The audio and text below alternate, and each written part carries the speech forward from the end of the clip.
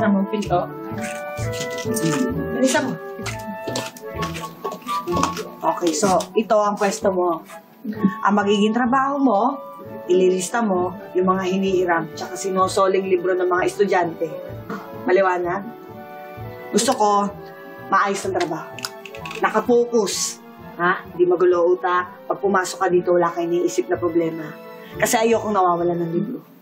Maraming estudyante ang hindi nagsosoli ng libro. Sakit na nila yan. Hindi ko alam, tradisyon na ata. So, aayusin mo. Okay? Ililista mo. Huwag mo kakalimutan. Maliwanag ba? At, pinaka-importante sa lahat, library. Tahimik. Dapat tahimik. Diba? Dapat nakaka-focus sa gaaral. Tama? Oo. Ayoko sa lahat, pag maingay itong library. Pag may maingay dito, nagagalit talaga ako, pinalalabas ko. Kaya ikaw, maging mahigpit ka sa pagpapatahimik sa mga taong nandito. Okay? Maliwanag?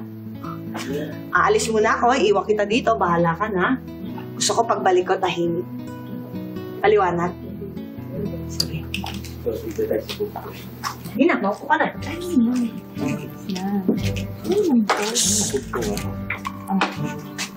Kung bola ka, hindi ka masushoot. Oh. Mamimiss kita eh.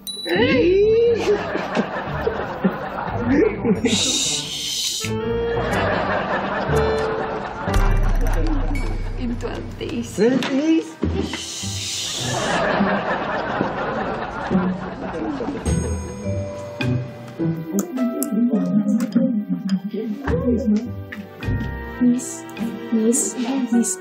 Miss, pwede ho bang pakisaway ang mga yan? Yan? Kasi nade-distract ho kami. Ang ingay-ingay ho yun, kaya nagba-viral ho yan. Sige. So, gani.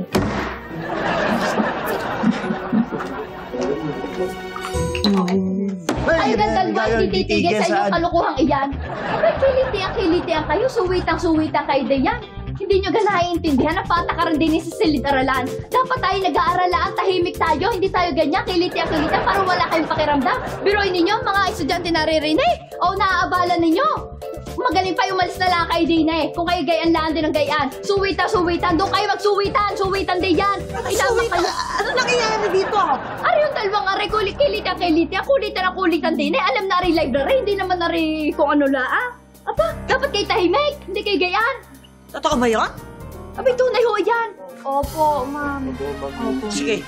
Sino yung maiingay? Ituro mo sa akin, palalabas. Ayan, sige, ituro ninyo kung sino maingay na yan. Sino? Siya po, ma'am. Ako? Mali. Ba't